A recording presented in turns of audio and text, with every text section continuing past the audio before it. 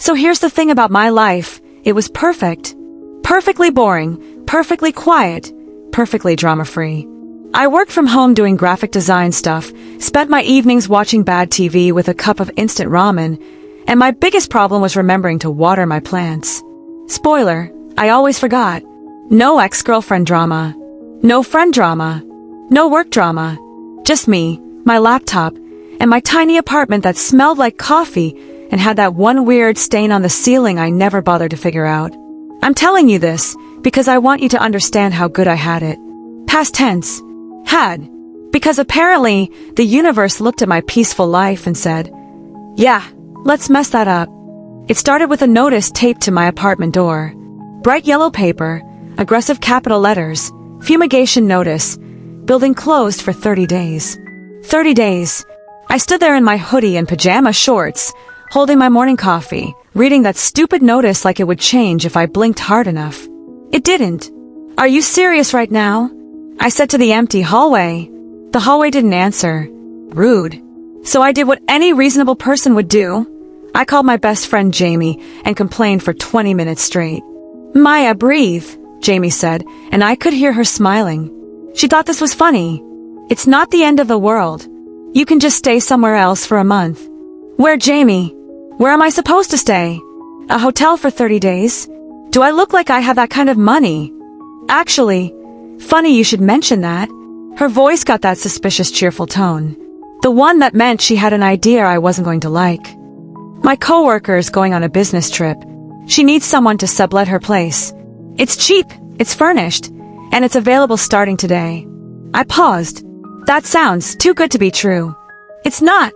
She just needs someone responsible to keep the place occupied. I already told her about you. She said yes. You told a stranger about me? She's not a stranger. She's my coworker. Come on, Maya. It's perfect timing. I chewed my lip, thinking. I mean, what choice did I have? Sleep on Jamie's couch for a month? That fold-out thing had a metal bar that tried to murder your spine. Fine, I said. But if this person is weird, I'm blaming you. Deal. I'll text you the address. She'll meet you there at 6 to give you the keys. And that was that.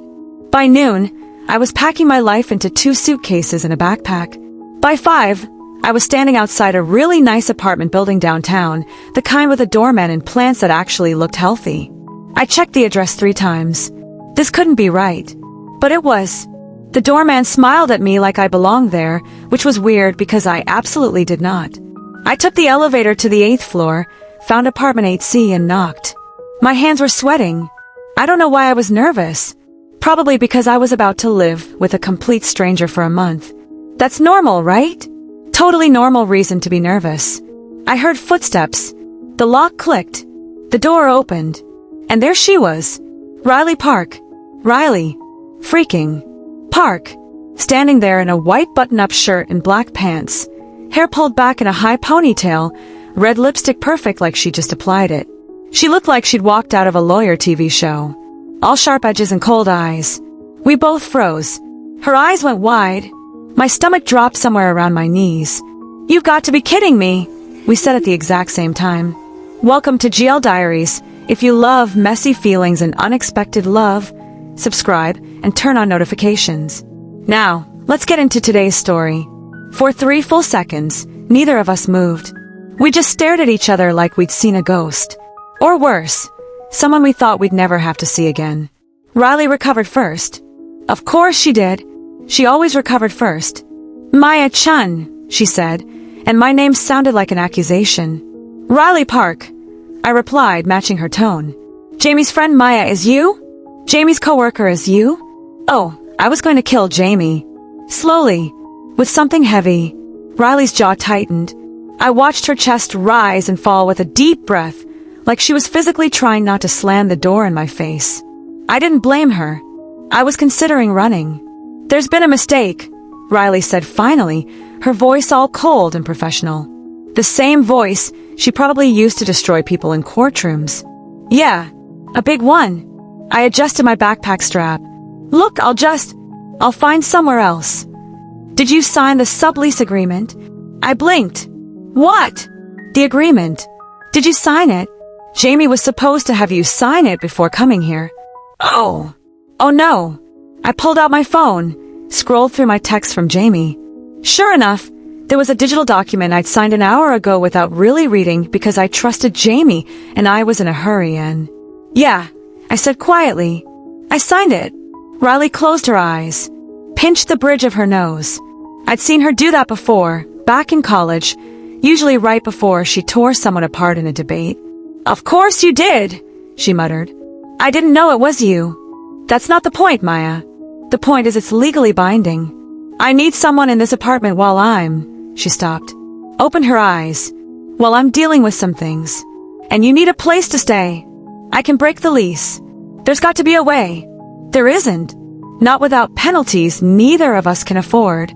She stepped back from the door. Just get in here. Before my neighbors think I'm crazy for arguing in the hallway. I didn't move. Maya. Inside. Now. The way she said my name did something weird to my chest. I ignored it. I grabbed my suitcase and walked past her into the apartment. And wow. Okay. Riley's place was not what I expected.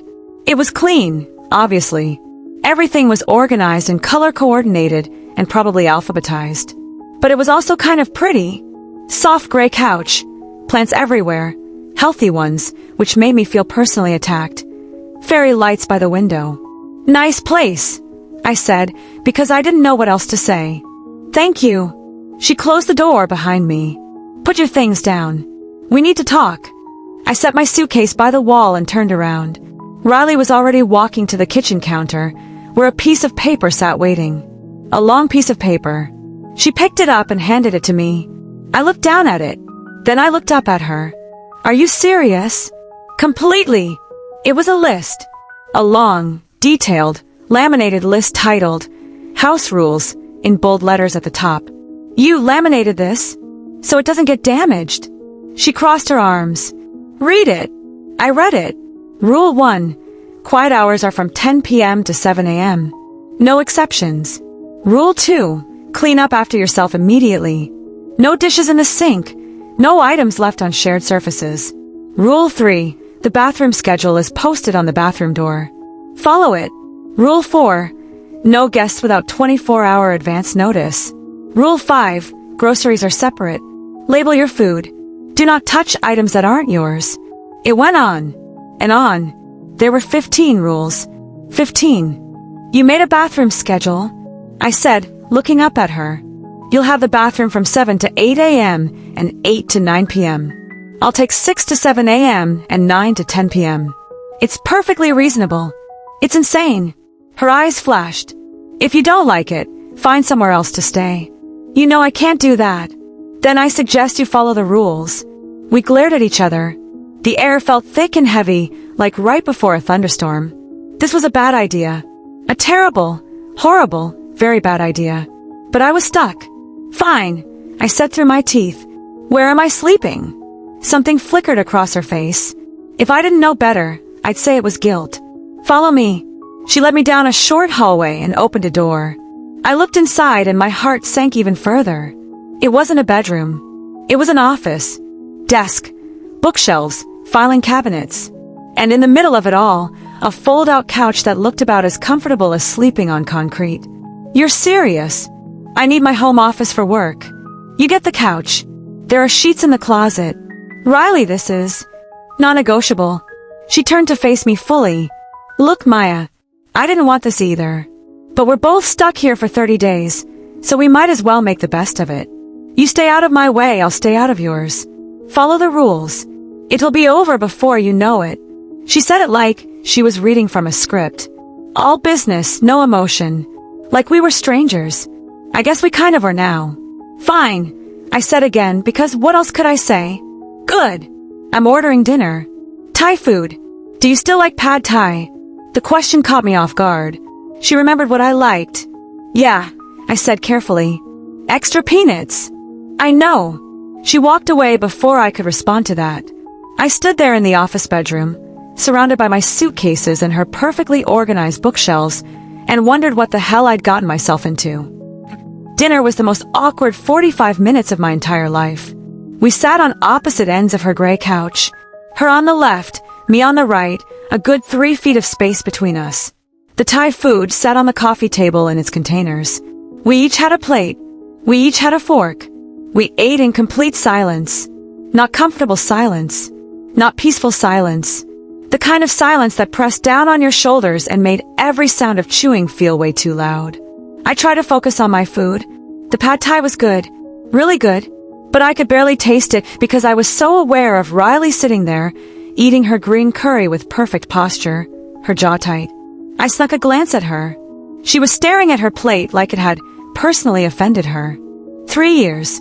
It had been 3 years since that night. The night I ruined her entire life, according to her. The night I was drunk at a party and accidentally knocked over a full cup of coffee directly onto her laptop. The laptop that had her final presentation for Professor Chen's capstone class. The presentation that was worth half her grade. The presentation for the scholarship she needed. I'd apologized. A lot.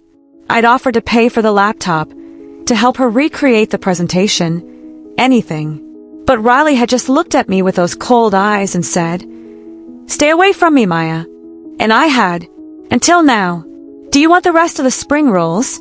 Riley asked suddenly, her voice cutting through my thoughts. "What?" "The spring rolls. You're staring at them." Was I? I looked down. I guess I was. "Oh. No, you can have them." "I don't want them." "I'm asking if you do." "I'm good." "Fine." Silence again. I put my plate down, suddenly not hungry anymore. "I'm gonna go unpack." "Okay." I got up and walked away, feeling her eyes on my back the whole time.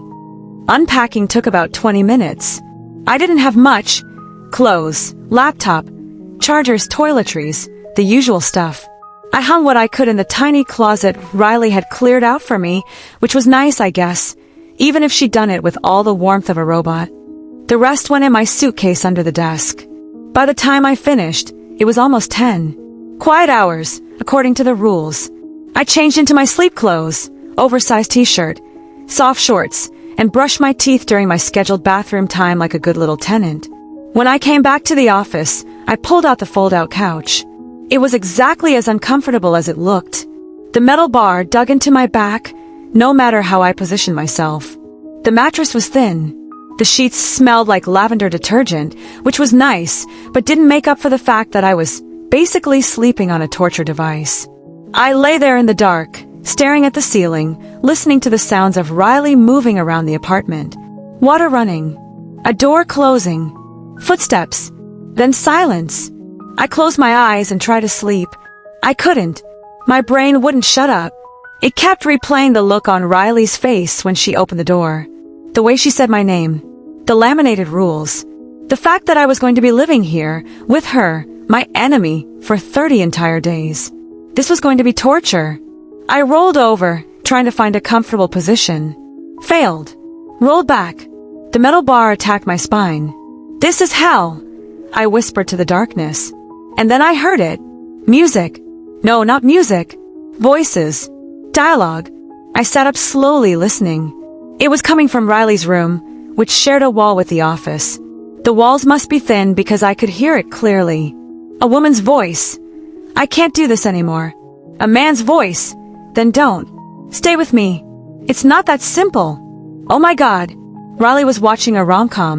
Riley Park, Ice Queen, corporate lawyer, destroyer of hopes and dreams, was in her bedroom at 10:30 p.m. watching a rom-com. I pressed my hand over my mouth to keep from laughing. This was the best thing I'd learned all day. Maybe all year. The movie kept playing. I could hear the music swell, the kind that meant something romantic was about to happen. Then a kiss sound effect. Then silence. I lay back down, smiling despite everything. Maybe Riley wasn't entirely made of ice after all. I was almost asleep when it happened. Nature called. Of course it did. I got up in the dark, trying to be quiet because of the rules. I didn't turn on the lights because my eyes had adjusted and I didn't want to wake Riley up. Big mistake. I made it 3 steps before my foot caught on something. Something solid. Running shoes. I stumbled forward with a yelp, arms windmilling, already imagining how much hitting the floor was going to hurt. But I didn't hit the floor. I hit something warm. Someone warm. Arms caught me, strong and steady. One hand on my waist, the other on my arm keeping me upright. I looked up. Riley. She'd come out of her room. Probably for water, based on the glass in her hand, the one she'd almost dropped when I crashed into her. We were inches apart. Her hand was still on my waist, warm through my thin t-shirt. Her other hand gripped my arm, fingers pressing into my skin just enough for me to feel it. I could smell her. Sandalwood and something clean, like fresh laundry. Her eyes were wide in the darkness. Her lips were parted slightly. My heart was doing something weird in my chest. Something fast and loud. We stayed like that for 3 seconds. 3 seconds that felt like 3 hours. I couldn't breathe. Couldn't think. Could only feel the heat of her palm on my waist, the way her thumb had started to move slightly. Just a tiny movement like she didn't realize she was doing it. Her eyes dropped to my lips for half a second. My stomach flipped. Then Riley stepped back like I'd burned her. Her hands left my body, and suddenly I felt cold. "Watch where you're going," she said. But her voice sounded different. Rougher. Breathier. "Sorry, I managed. Your shoes. I'll move them." "Okay." We stood there for another second. Then Riley turned and walked away, disappearing into the kitchen. I stood in the dark hallway, my heart still racing, my waist still warm where her hand had been. What the hell was that? I made it to the bathroom, did what I needed to do, and went back to the fold-out couch. But I didn't sleep for a long time. I just lay there, staring at the ceiling, feeling the ghost of her touch on my skin. This was going to be a very long 30 days.